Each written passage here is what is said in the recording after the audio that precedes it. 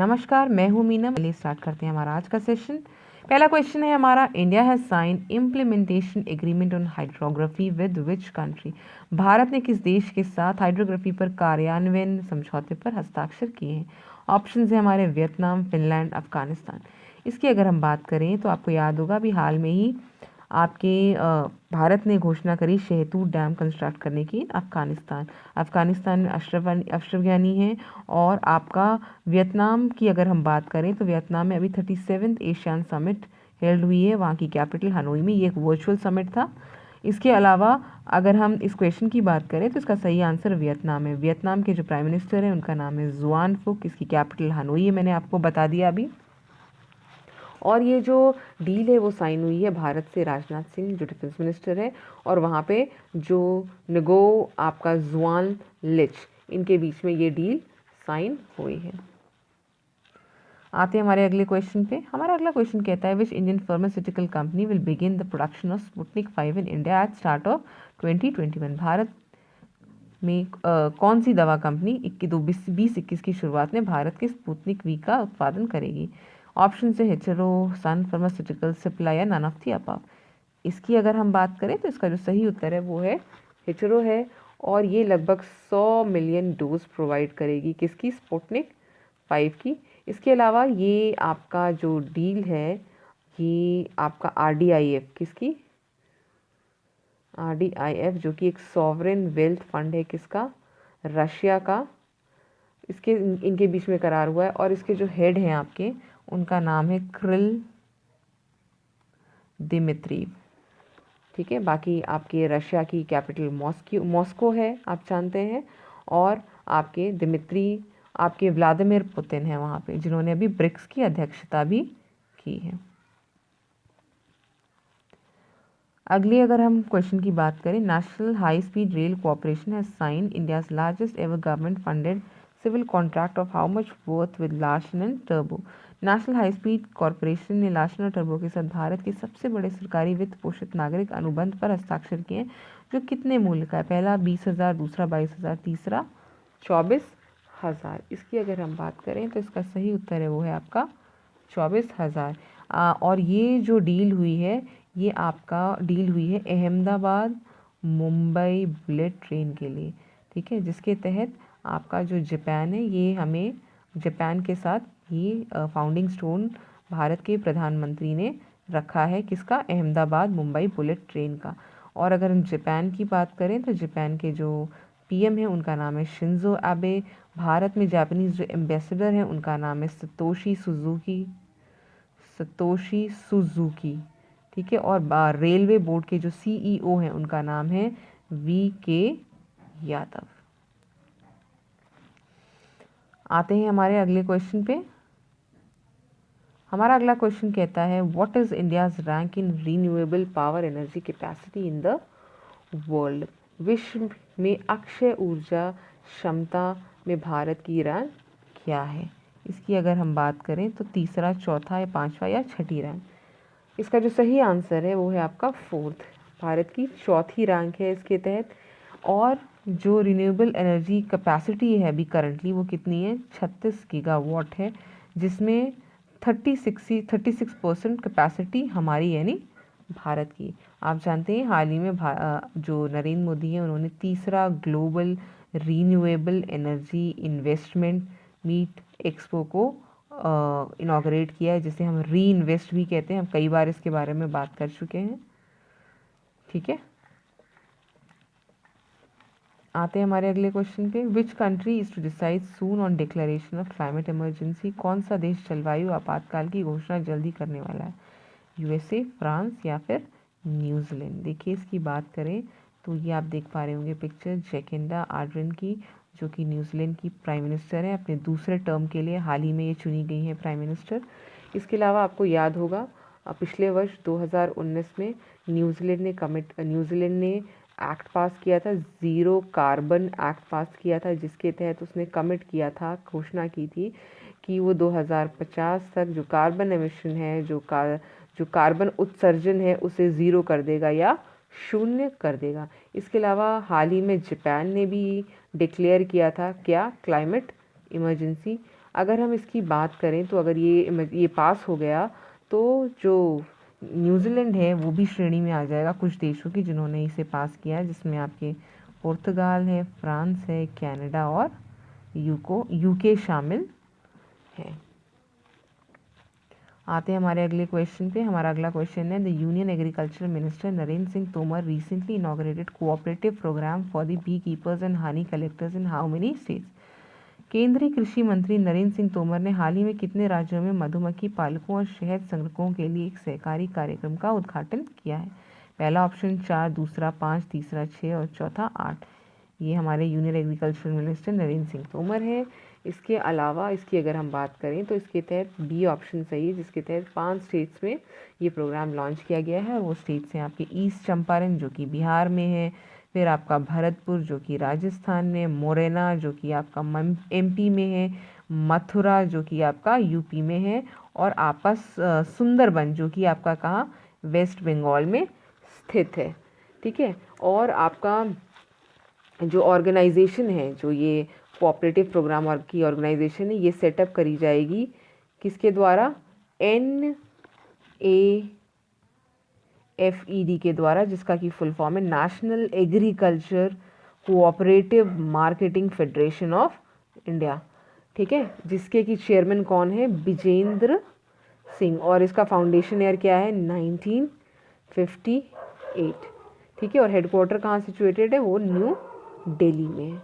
इसके अलावा अगर हम बात करें बी डेवलपमेंट कमेटी की, तो ये फॉर्म हुई थी विवेक देबरॉय कमेटी के अध्यक्षता में। कब? 2019 में।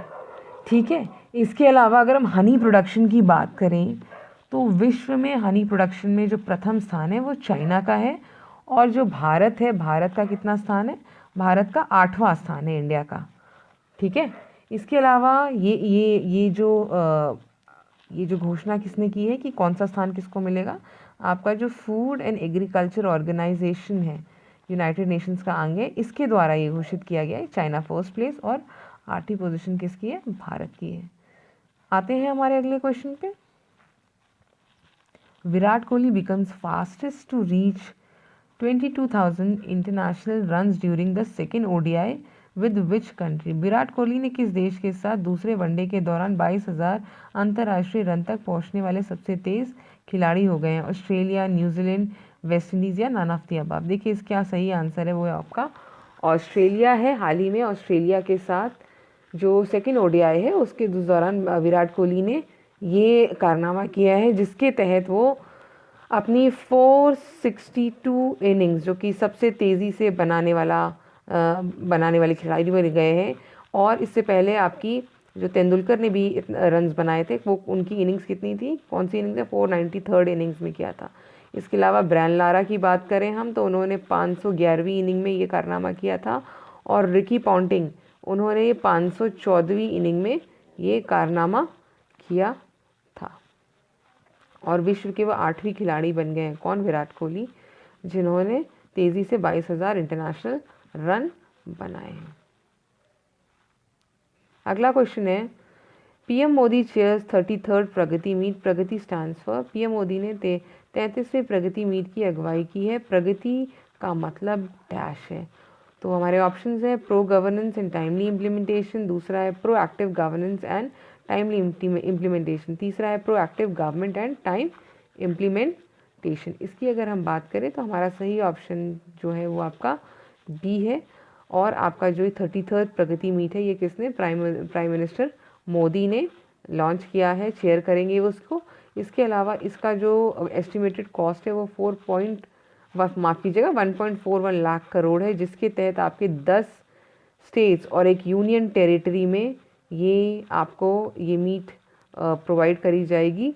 ठीक है, जिसके तहत आपके जो स्टेट्स हैं वो है आपका उड़ीसा है, महाराष्ट्र है, कर्नाटका है, उत्तर प्रदेश है, JNK है, फिर आपका गुजरात है, फिर आपका हरियाणा है, फिर है आपका MP, फिर है आपका राजस्थान, और आपका जो यूनियन टेरिटरी है वो है आपका दादरा और नगर हवेली। आते हैं हमारे अगले क्वेश्चन पे।